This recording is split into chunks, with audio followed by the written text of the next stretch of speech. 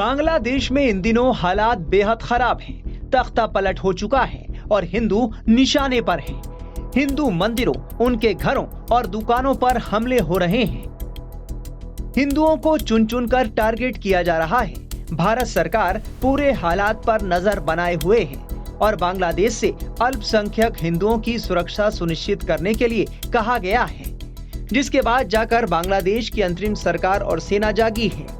इस बीच म्यांमार से रोहिंग्याओं को लेकर बड़ी खबर सामने आ रही है।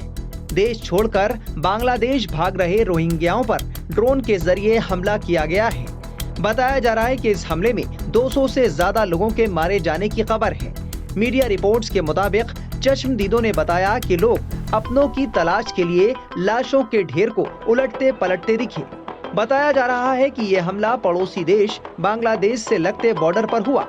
अधिकारियों ने इसे रखाइन प्रांत में हुआ सबसे खतरनाक हमला करार देते हुए बताया कि इसमें एक गर्भवती महिला और उसकी 2 साल की बेटी की भी मौत हो गई। इस हमले के लिए मिलिशिया और म्यांमार की सेना ने एक दूसरे पर आरोप लगाया है। आरोप है कि ये हमला तब हुआ जब बांग्लादेश की सीमा पर लोग उस पार जाने का इंतजार कर रहे थे। सोशल मीडिया पर वायरल हो रहे वीडियो और तस्वीरों में कीचड़ भरी जमीन पर शवों के ढेर बिखरे हुए दिख रहे हैं और उनके आसपास पड़े हुए उनके सूटकेस और बैकपैक दिखाई दे रहे हैं। जीवित बचे 3 लोगों ने कहा कि 200 से ज्यादा लोग मारे गए हैं, जबकि एक और शख्स ने कहा कि 70 से ज्यादा लोगों की मौत हुई है। मीडिया रिपोर्ट्स के मुताबिक ये हमला म्यांमार के तटीय शहर मांगड़ा के ठीक बाहर हुआ। एक चश्मदीद 35 साल की मोहम्मद इलियास के मुताबिक उनकी गर्भवती पत्नी और 2 साल की बेटी हमले में घायल हो गई और बाद में उनकी मौत हो गई। जब ड्रोन ने भीड़ पर हमला करना शुरू किया तो वो उनके साथ समुद्र तट पर खड़ा था। दरअसल रोहिंग्या मुसलमान और म्यांमार के बहुसंख्यक बौद्ध समुदाय के बीच विवाद 1948 में म्यांमार के आजाद होने के बाद से ही चल रहा है।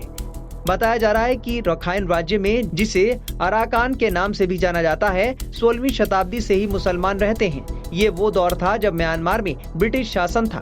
1826 में जब पहला एंग्लो बर्मा युद्ध खत्म हुआ तो उसके बाद अराकान पर ब्रिटिश राज कायम हो गया।